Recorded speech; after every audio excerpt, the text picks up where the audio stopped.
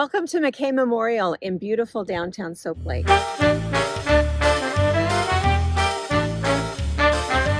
My name is Cindy Rang. I'm a resident of Soap Lake and a board member here at McKay Memorial. I want to take just a couple of minutes to share with you some information about our Gathered in Gratitude project. Soap Lake is a tiny little town in central Washington state with a very unique miramitric, high mineral medicinal lake. The indigenous people have been coming to the lake for centuries, and by the early 1900s, Soap Lake was actually the number 3 tourist destination in the state. For $1.50, you could get a room for a night with a mineral bath and a meal, and thousands of people came here every single year. It was well known the lake could cure any number of ailments, including all skin conditions, bone conditions, and respiratory illnesses. It's also well known that many people not only soaked in the lake for the prescribed 20 minutes, but they actually also drank the water. In 1935, the McKay Memorial Veterans Hospital was built because Soap Lake was the only known cure for Buerger's disease. Buerger's disease was a gruesome circulatory disease marked by gangrene and amputations. It was painful, it was terminal, and again, the only known treatment was soaking in the Soap Lake water. There was a period of time in the late 1930s when 1 out of every 18 people residing in Soap Lake were here for Buerger's disease. By the late 1940s, Buerger's was eradicated, and a grateful Veterans Administration donated the Memorial Hospital to the community as a nonprofit, county-owned acute care facility. Babies were born, emergency services were provided, and this continued until the late 1980s. Of course, by then, rural healthcare was far too expensive to manage, and the facility became a nonprofit, skilled nursing facility, providing long-term care to 42 residents. McKay has a dedicated staff and wonderful residents that love their home. They enjoy a fantastic quality of life, but of course, as a nonprofit, we sometimes have to find creative ways to come up with money to purchase things that may not be seen as necessary. We think these items are necessary for a quality of life, but from a taxpayer's standpoint, it probably doesn't meet that definition. For example, last year, our community helped us raise enough money so that each of our 42 residents could have their very own smart TV with remote control and Bluetooth headset. It was a fantastic addition to the facility so that you could watch Gunsmoke or The Price is Right 24 hours a day if that's what you wanted to do.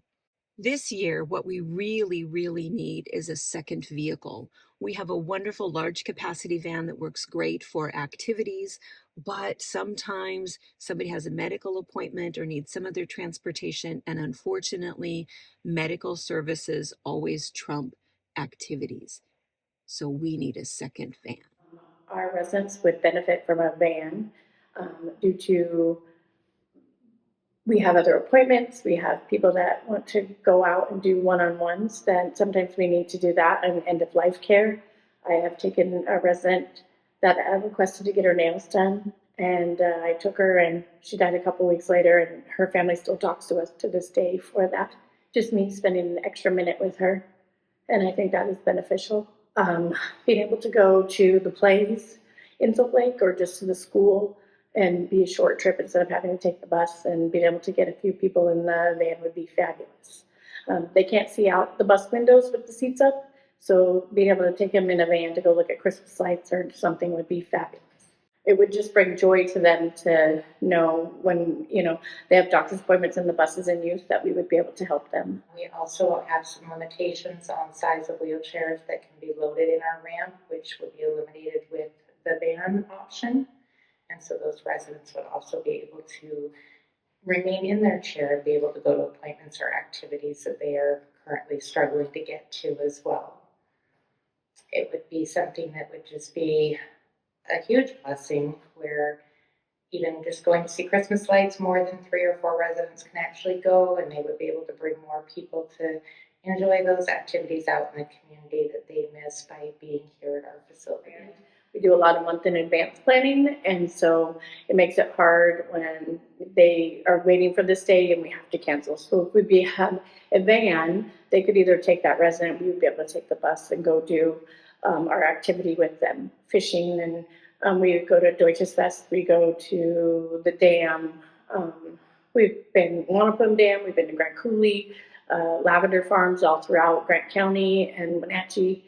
We do a lot of crazy outings, which would be nice to be able to share so that their needs are met both ways. So we looked at so many options when it comes to choosing the right van for our resident. And the van that we chose is the 2024 Toyota Sienna Hybrid. And that's about $6,000 to $7,000. And that is a rare entry one, and it's good for our resident because it has a 2-passenger seating and it can contain 2 residents and 2 wheelchairs. And we have folks that are they're dependent on that.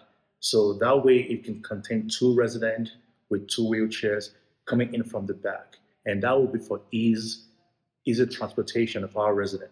We are in a rural community, and medical transportation in a rural community is very challenging. So currently we depend on the public transportation coming in and out.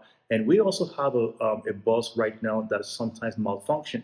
So it's imperative that we have a means to transport our residents to the medical appointment.